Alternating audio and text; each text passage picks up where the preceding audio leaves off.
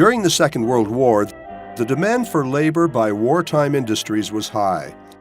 Since many men in the labor force were enlisted in the armed forces, Small Arms Ltd. Offered jobs to single women, married women without children, as well as young men who weren't old enough to serve. These are the stories of 6 people who worked there during that time.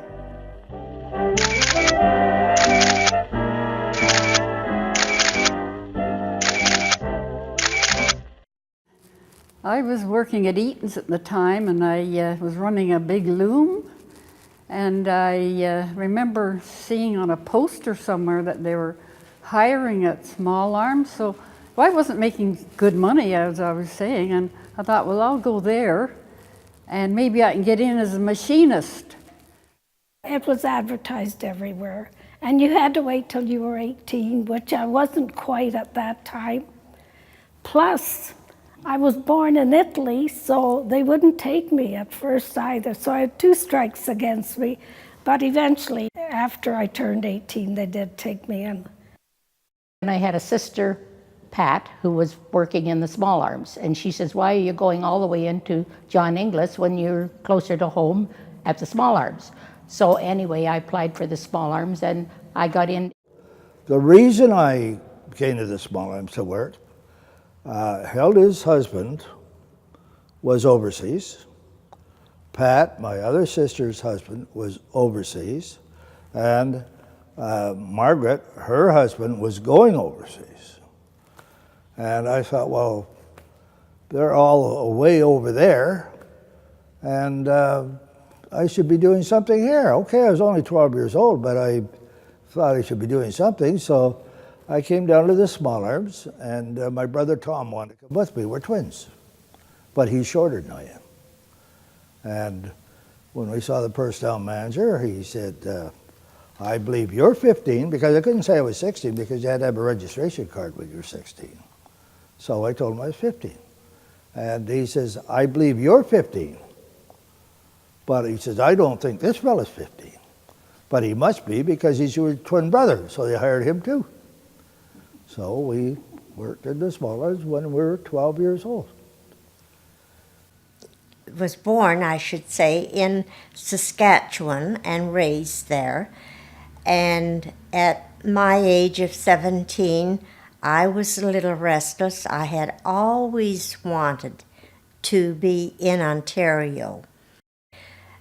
In the paper where I lived one day, I noticed an advertisement to come down here with the government to work in Small Arms.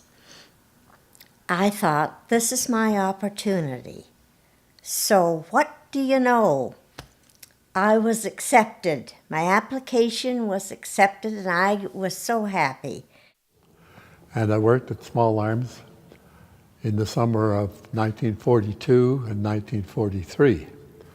In 42, I worked in the wood shop, which was designated the butcher shop because so many people were hurt. I was there when one guy was putting a piece of wood through a machine and somebody distracted him and he forgot to let go and he lost his 5 fingers. That's why they called it the butcher shop. And so I worked there the first year and I went back to school. And in 1943, I came to work again and they said, well, you quit last year and we don't want to hire anybody just for the summer. And I said, well, I'm not going back to school. I lied. But that year I worked in the body shop where some of these people worked. But I didn't work on the machine. I had a little truck that I used to pull parts around. And that was very interesting. And one time I nearly knocked a guy over. He was the Bell Telephone guy who was working on a ladder, working things, and it was a guy that I'd stopped speaking to when we were 12 years old for some reason or other. And we spoke, and I said, what are you doing? He said, I'm going down to join the Navy the next day. So I went with him, and we joined the Navy. And that's it.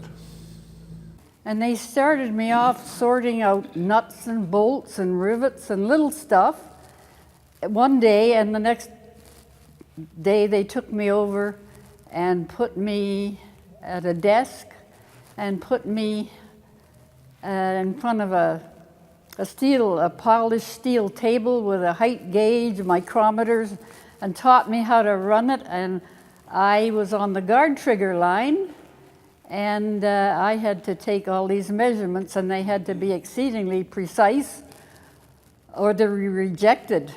And if they got out of line at all, they stopped the line right away, and the bosses came in. And I worked at the Small Arms building in the body department for 4.5 years. I say some of the best years of my life because it was depression up till then, and this gave us a break to earn some money and do things that we couldn't do before. You worked on different machines all the time. The lathes, the grinders, the slot machines. Slot machine was mainly my main machine. It slotted the hole where the bullet went in. But you had to work on all the machines whenever you needed to. We had a magazine called The Foresight, and I was the representative and did some writing for that. That was interesting. I got in, it was a place called the AID, Army Inspection Department. It was like a gated part of the Small Arms. And it was like the final inspection of the Lee Enfield rifle. Mind you, we were putting bullets in and making sure that they fired out and all that sort of stuff. But at the very end, it was very nice too. They took us out onto the range and let us shoot the gun that we would be playing around with. That's the memories of Small Arms, and the people that we had met there were really, really nice. I was operating machines in the body department, where they're making the body of the rifle, of course. Mainly women that were in the building. I mean, there were very few men. There were hundreds, if not thousands, of women in the place. They brought them in from all over the country. And this one woman working beside me, she's going away along with her work and everything, and I look down and there's a finger in the coolant by itself. I mean, it's been cut off. And she doesn't realize it, and then all of a sudden she looked down and she screamed, and they took her out in a stretcher. But it's quite a shock for a young fellow to see all that, you know. It's not very pleasant. I will say that I enjoyed working there. I think we did a good job while we were there. Turned out a lot of rifles. At the end of my assembly line, which contained electric drills, big ones, and the women, all women, run those. They never sat, they stood constantly, 8-hour shifts. They stood there and used these electric drills. As the components came off the assembly line, there was a bench. I and a couple of other inspectors were sitting there. We took those components, and our job was to gauge them to the proper specifications. Now, if there was the least little thing off center, it was discarded. After all, you know why. So it may look sometimes that there's a lot being discarded. A little burr of metal can do damage to one of those guns. We had the Sten guns and the Lee Enfield. Yeah. I never, ever made a mistake, and I made sure the other two girls on the other side were just as good, because we knew there was a life in our hands, and it was up to us to save that life. So that's why we were so particular in everything. It was a job that we were proud of. I was proud of, very proud. Today, Building 12, also known as the Small Arms Inspection Building, is a historic reminder of our past.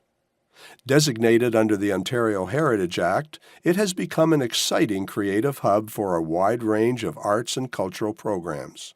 This unique venue showcases dynamic exhibitions, events, and interactive experiences, and provides a space that fosters collaboration and community building.